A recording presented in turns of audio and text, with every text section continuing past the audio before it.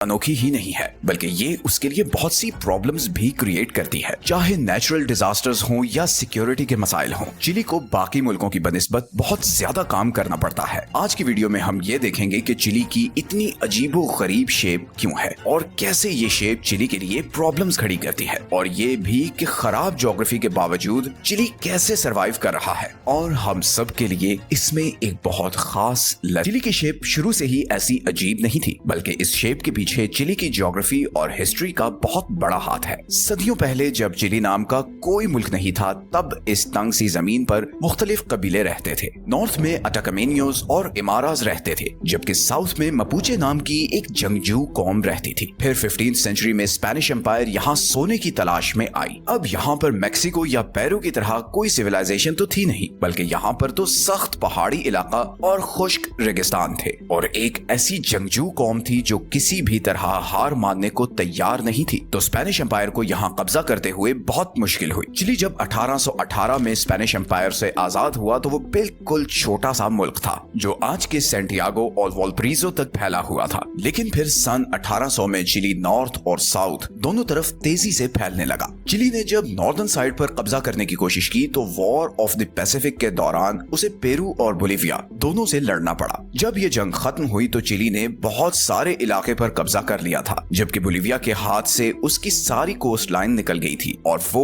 एक land locked country बन चुका था। ये जीत चिली के लिए बहुत बड़ी थी, क्योंकि न सिर्फ उसके कंट्रोल में बहुत से नेचुरल रिसोर्सेज आ गए थे, बल्कि उसका बॉर्डर 500 किलोमीटर तक आगे चला गया था, और यूं चिली और भी लंबा और पतला मुल्क बन गया था। इसी तरह इधर साउथ में चिली ने पैटागोनिया के एरिया को भी कंट्रोल करने की कोशिश शुरू कर दी। ये वो एरिया था जिसपे अर्जेंटीना भी नजरें गाड़े बैठा था। कई मौकों पर इन दोनों मुल्कों की आपस में वॉर होते होते बची, और फिर फाइनली बाउंड्री ट्रीटी ऑफ 1881 में चिली को सदर्न पैटागोनिया और स्ट्रेट ऑफ मैगेलन का कंट्रोल दे दिया गया। और इस तरह 20वीं सेंचुरी के शुरू में चिली एक बहुत ही लंबा कंट्री बन चुका था, जो नॉर्थ से साउथ तक 4200 किलोमीटर तक फैला हुआ था। मतलब इतना लंबा जितना पूरा अमेरिका एक से दूसरे कोने तक फैला हुआ है। चिली अब दुनिया का सबसे लंबा मुल्क बन चुका था, मगर इसकी लंबाई की वजह से बहुत सी प्रॉब्लम्स भी क्रिएट होने लगी। असल में मसला सिर्फ इसकी लंबाई नहीं है, बल्कि चिली दो चीजों के बीच बुरी तरह फंसा हुआ है। एक तरफ है पैसिफिक ओशन और दूसरी तरफ है Andes mountain range. Western side पर यह समुद्र इसे एक बड़ी कोस्ट लाइन तो देता है, मगर इसका मतलब ये भी है कि चिली इस तरफ और फैल नहीं सकता। इसी तरह ईस्टर्न साइड पर ये एंडीज माउंटेन रेंज है, जो किसी दीवार की तरह यहाँ मौजूद है। ये एंडीज के पहाड़ इतने ऊंचे हैं कि कई जगह पर इनकी ऊंचाई 6000 मीटर से भी ज्यादा है।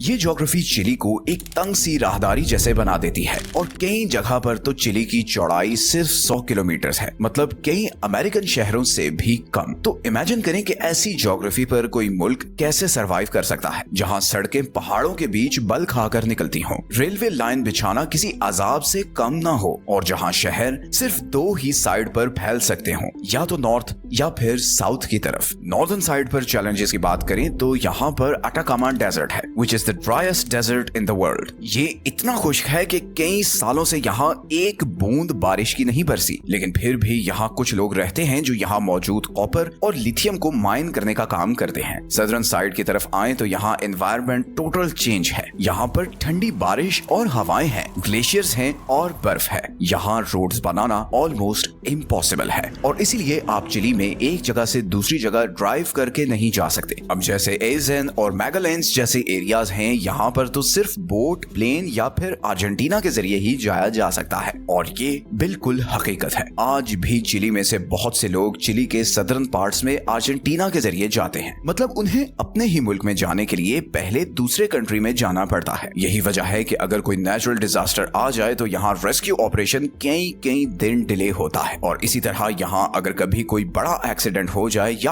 आग लग जाए तो एड पहुंचाना बहुत मुश्किल होता है। तो जहाँ चिली की ज्योग्राफी उसे एक तरफ बहुत खूबसूरत और यूनिक बनाती है, वहीं वो उसके लिए बहुत ज्यादा प्रॉब्लम्स भी खड़ी करती है। लेकिन चिली की गवर्नमेंट ने कभी हार नहीं मानी है। उसने अपनी ज्योग्राफी की कमजोरियों से लड़ने के लिए बहुत स्मार्ट तरीके ढूंढ रखे हैं। असल में चिली के लिए सबसे बड़ा चैलेंज है नॉर्थ से लेकर साउथ तक अपने कंट्री को आपस में कनेक्टेड रखना। गवर्नमेंट ने नॉर्थ से साउथ तक रोड्स, हाईवेज और एयरपोर्ट्स बनाने की बहुत कोशिश की, मगर ज्योग्राफी ही ऐसी थी कि बहुत से प्रोजेक्ट्स पूरी तरह कंप्लीट नहीं हो सके। इन्हीं कोशिशों की सबसे बड़ी एग्जांपल है कैरेटेरा ऑस्ट्रल, या जिसे रूट 7 सदर्न हाईवे भी कहते हैं। ये प्रोजेक्ट 1970s में मिलिट्री डिक्टेटर ऑगुस्टो पिनोशे ने शुरू किया था और इसके पीछे मेन वजह नॉर्थ और साउथ को आपस में कनेक्ट करना नहीं, बल्कि ये डर था कि इस डिस्कनेक्शन की वजह से कोई बगावत ना हो जाए। और ये सड़क बनाना कोई आसान काम नहीं था। उसे घने जंगलात, खतरनाक पहाड़ों और तूफानी दरियाओं के बीच से गुजारा गया और आज 40 साल बाद भी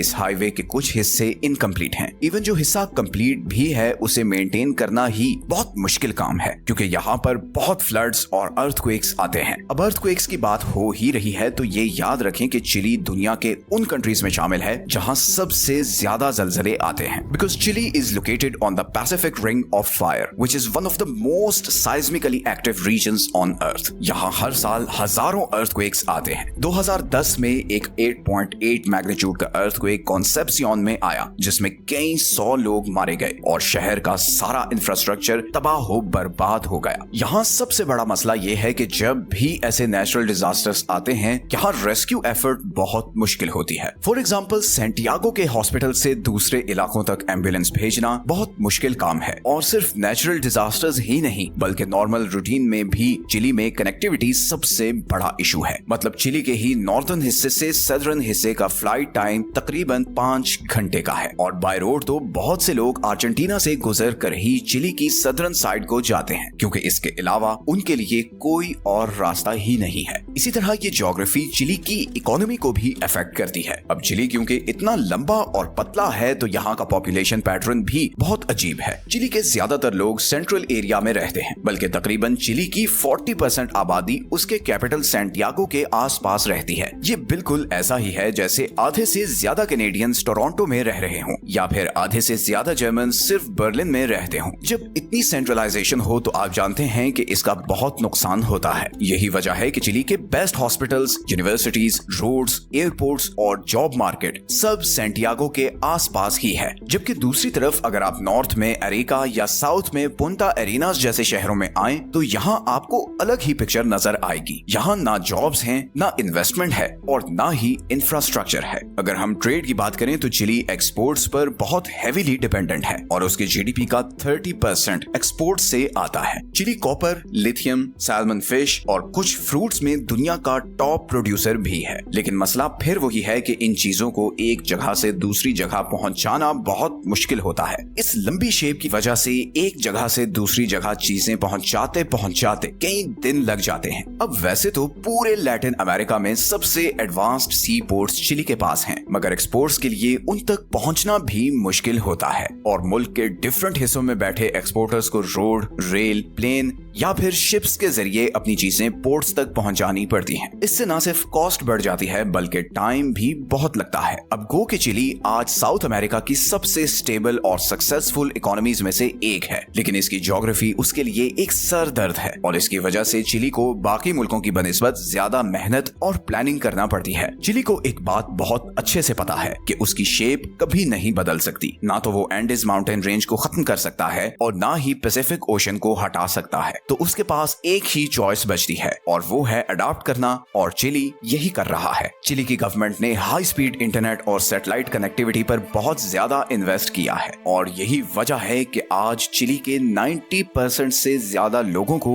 इंटरनेट की एक्सेस है। इसी तरह जो रिमोट एरियाज हैं वहां पर drone deliveries, solar powered micro grids और छोटे छोटे एयरपोर्ट्स के जरिए कनेक्शन रखा जा रहा है। लेकिन चिली को ये भी पता है कि वो सब कुछ अकेला नहीं कर सकता और इसीलिए वो अपने पड़ोसियों के साथ भी कोलैबोरेट कर रहा है, खास तौर पर अर्जेंटीना के साथ, क्योंकि सदर्न साइड पर अर्जेंटीना के थ्रू जाना डायरेक्ट चिली के अंदर से जाने से ज्यादा आसान है। इसी तरह साउथ में मेगालेंस और टिएरा डेल फुएगो जैसे एरियाज में बोट्स, ब्रिजेस और टनल्स बनाए जा रहे हैं ताकि इन एरियाज को आपस में कनेक्ट किया जा सके। इसी तरह चिली टेक इंडस्ट्री की तरफ भी खूब फोकस कर रहा है। आज चिली साउथ अमेरिका का सबसे टेक सेवी कंट्री माना जाता है। 2023 में सैंटियागो को साउथ अमेरिका के टॉप स्टार्टअप हब शहरों में शामिल किया गया। इसी तरह चिली अपनी रिन्यूएबल एनर्जी रिसोर्सेज में भी इन्वेस्ट कर रहा है, खास तौर पर सोलर और विंड फार्म्स में, क्योंकि वो अपनी ज्योग्राफी में जो खूबियां हैं उनसे भरपूर फायदा उठाना चाहता है। तो चिली की कहानी में हम सब के लिए एक सबक है कि हालात जैसे नहीं होते, मिली हुई चीज को ही बेहतर बनाने की कोशिश करनी चाहिए, बजाय इसके कि जो चीज नहीं मिली हुई उस पर अपना वक्त बर्बाद किया जाए। मिलते हैं नेक्स्ट वीडियो में एक और इंटरेस्टिंग टॉपिक के साथ। अपना ख्याल रखें। अल्लाह हाफिज।